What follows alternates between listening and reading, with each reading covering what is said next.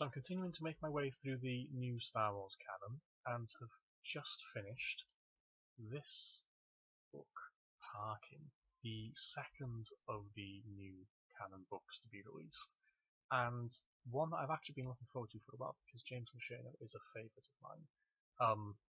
Not quite sure why I haven't got around to it until now, but still. Overall, this book was really good. It wasn't at all what I wanted it to be, what I was expecting it to be, although now that I've finished it, I'm not entirely sure what I was expecting it to be. But, yeah, really good. Luciano is still a favourite of mine. The reason why it wasn't what I wanted, I think, is because Tarkin comes across as an awfully sentimental chap, because by the nature of the story is basically a Tarkin biography, and the nature of that is that it's going to tell his early years and stuff.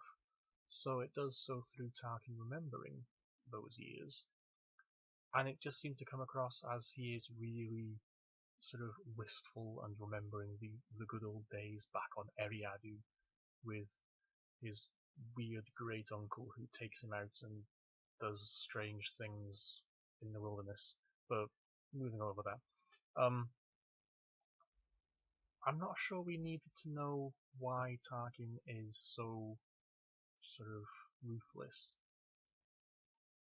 He is ruthless. It's been established. Do we need to sort of go through all that? Sort of, oh well, he was brought up in a sort of really wild environment, strict home life, and all the rest of it. Well, I don't think we needed to know that. It didn't really add anything to the character. The sort of main storyline is concerned with Tarkin loses a starship, and he and Vader go across the galaxy trying to find it, which is kind of good. You see, there's a lot of tie-ins to the Clone Wars cartoon, the Citadel trilogy. I've recently actually watched those episodes. I should remember this. Where Anakin and Ahsoka rescue Tarkin from the Jedi prison, and the sort of dynamic between Anakin and Tarkin during that is further explored, even though Tarkin isn't supposed to know that Vader is Anakin. But that was really quite nicely done. I thought I quite liked that. More than anything, I really loved the tie-ins with Luciano's earlier novel, Cloak of Deception, which is set on Eriadu for the most part, and features Governor Tarkin as the governor of the sector, the Great Cisrena sector.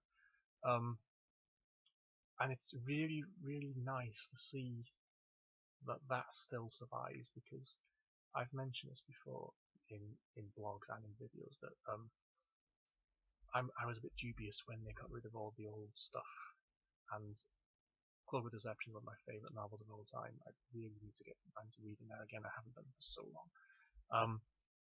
But if anything, something like that would be one of the things I'd really miss. So I'm glad that even though we don't really know if it happened or not in this new continuity, there are significant callbacks. It's not even like they're alluding to the fact that, well, in Cloak of Deception, Tarkin is the governor of Eriadu, and Tarkin, the novel, continues that. The whole thing with the Lomite and everything, it's just so calling back to that earlier book, and that really made me pleased to see that was still there. It was good to see, as I said, Tarkin and Vader working together. We do get a lot of the Emperor as well. I was quite expecting that, and a lot of his advisors. We don't get State Pestage as far as I remember, but there's a lot of like Janus Grijatus and all the rest of them. Those weird guys in the floppy hats who turn Jedi.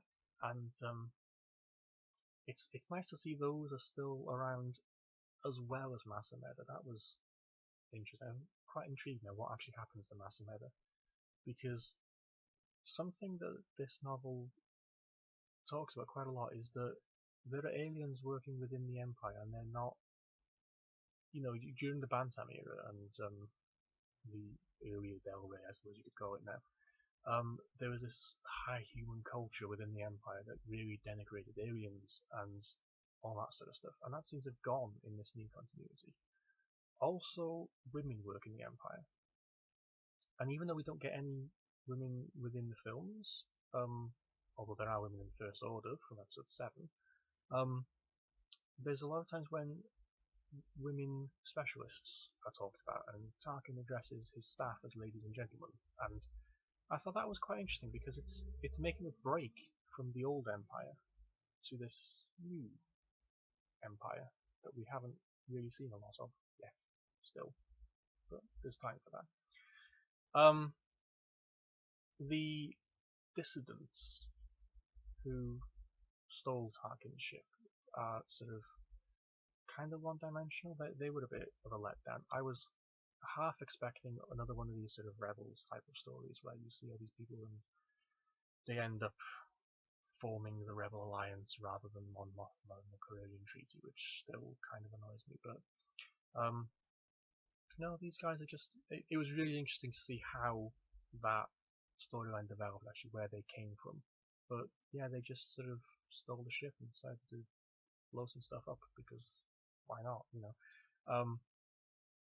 Kind of revenge against the Empire. That was kind of a good thing, I thought, really.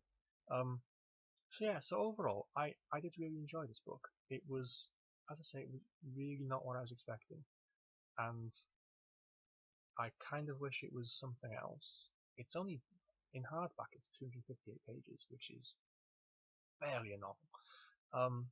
So I kind of wish there was a bit more to it than we've got. But what we've got is good enough. And yeah, putting aside what I was hoping it would be, what it is, I like.